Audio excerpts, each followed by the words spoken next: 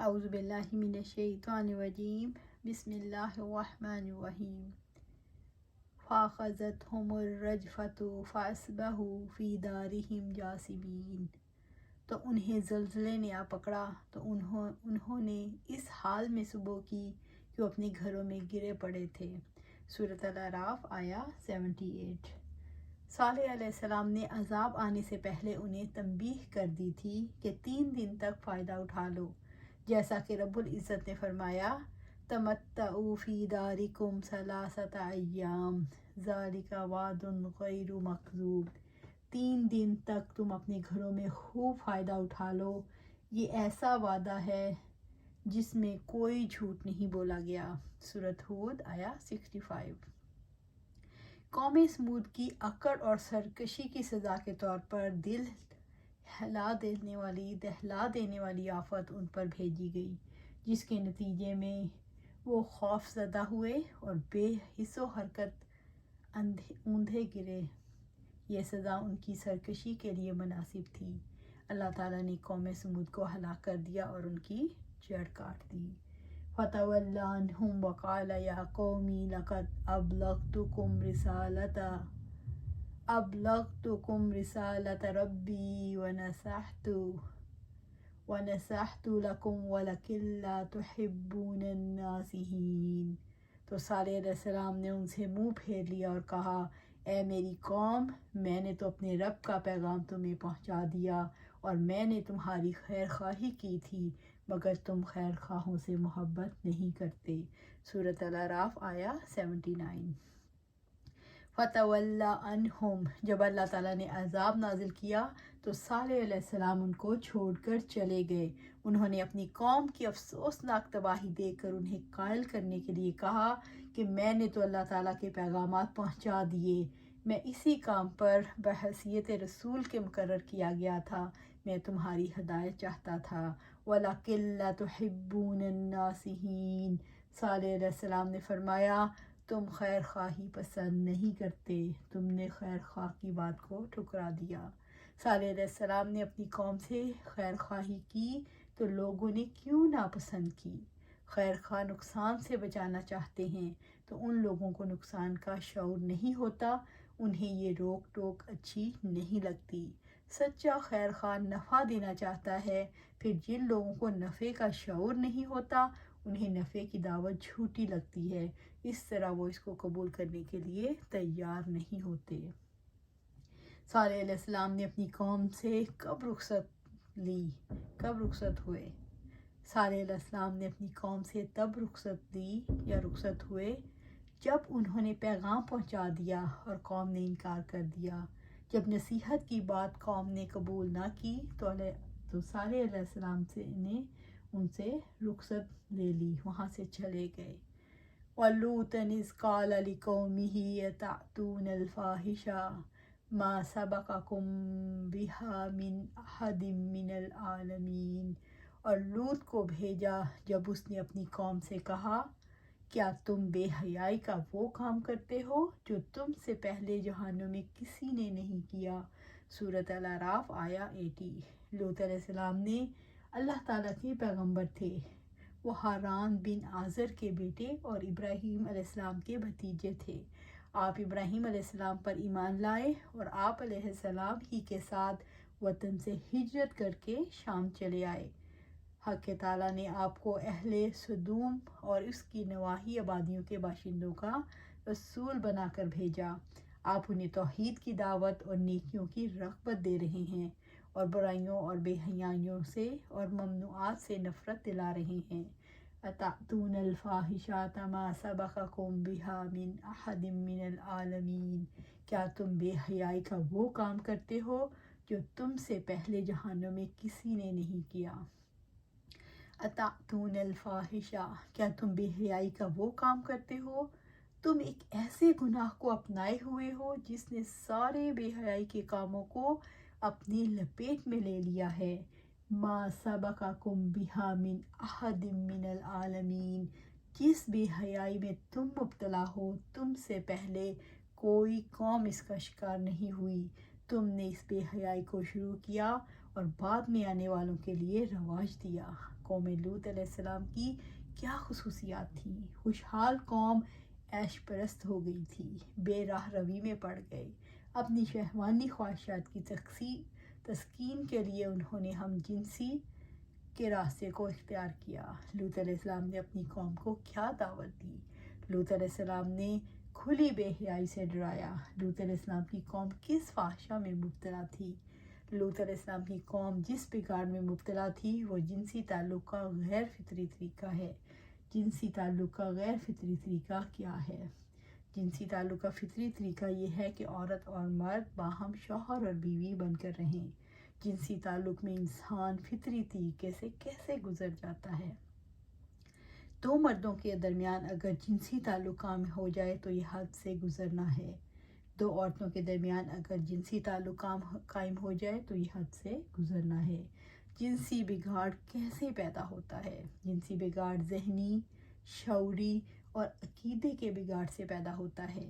کیا کائنات میں کہیں اور بگاڑ پایا جاتا ہے؟ کائنات فطرت کے راستے پر یعنی اصلاح کے راستے پر چل رہی ہے۔ صرف انسان اپنی آزادی کا غلط فائدہ اٹھاتا ہے۔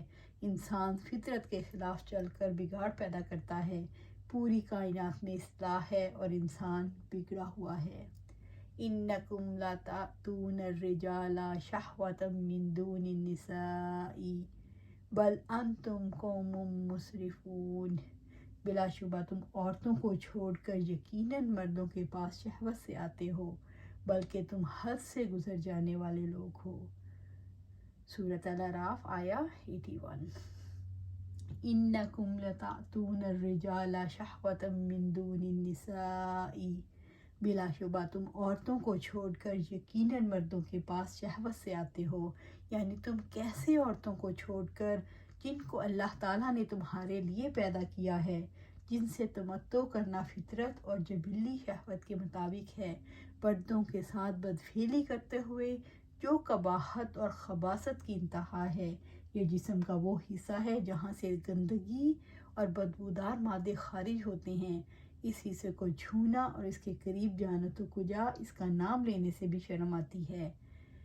لوط علیہ السلام کی قوم کے بعد دوسرے بدکار لوگ بھی اس فحش مرض میں مبتلا رہے ہیں، لیکن یہ فخر یونان کو حاصل ہے کہ اس کے فلاسفوں نے اس گھناؤنے جرم کو ایک اخلاقی خوبی کے مرتبے تک پہنچا دیا اور رہی سہی کسر جدید مغربی تہذیب نے پوری کر دی، جس نے علل اعلان ہم جنسی کے حق میں پروپیگنڈا کیا، یعنی اگر مرد مرد سے شادی اور عورت عورت سے لپٹ کر اپنی خواہش پوری کر لیں تو اس میں کوئی قباحت نہیں، اور ملکی قانون کو ہرگز اس میں مزاحم نہیں ہونا چاہیے۔ حتیٰ کہ کئی ممالک کی مجالس سے قوانین ساز نے اس فعل کو جائز قرار دے دیا ہے۔ بل انتم قوم مسرفون، بلکہ تم حد سے گزر جانے والے لوگ ہو، اس لیے کہ وہ فعل فطرت کے وضع کے خلاف ہے، اور مرد اور عورت کے جنسی اعضاء کی ساخت ان کے اس فعل بد کی تردید کا کھلا ثبوت ہے۔ انسانوں کے علاوہ دوسرے جانور، خواہ وہ درندے ہوں یا پالتو ہوں یا پرندے ہوں، کوئی بھی ایسی مذموم حرکت نہیں کرتے کہ نر پر کودنے لگے، جس کا مطلب یہ ہوا کہ انسان حیوانات کی سطح سے بھی نیچے اتر آیا ہے۔ اس کے علاوہ اگر عورتیں بھی عورتوں سے لپٹ کر یا کسی دوسرے جانور مثلاً کتے وغیرہ سے اپنی شہوت پوری کر لیں تو گویا سارا معاشرہ فحاشی کے سمندر میں ڈوب جائے گا۔ پھر انسان کی نسل آگے کیسے چلے گی؟ کیا یہ اپنی قوم کو اپنے ہاتھوں تباہ کرنے ہی کا ذریعہ نہیں؟ یہ ایسے واضح نتائج ہیں جو ایسے معاشرے کا تصور کرنے سے ہی سامنے آ جاتے ہیں۔ جو اس کے دور رس نتائج ہیں وہ بے شمار ہیں۔ قوم کے اس جواب سے یہ علم ہوتا ہے کہ لوط علیہ السلام پر ایمان لانے اور اس بدفعلی سے اجتناب کرنے والے کم ہی لوگ، اور لوط علیہ السلام اور اس کے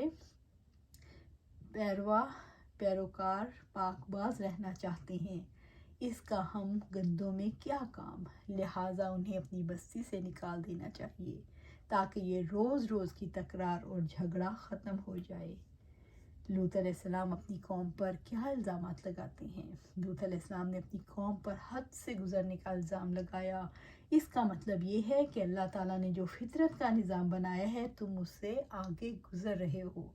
اللہ تعالیٰ نے انسان کو جو جنسی قوت دی ہے اس کا مقصد کیا ہے؟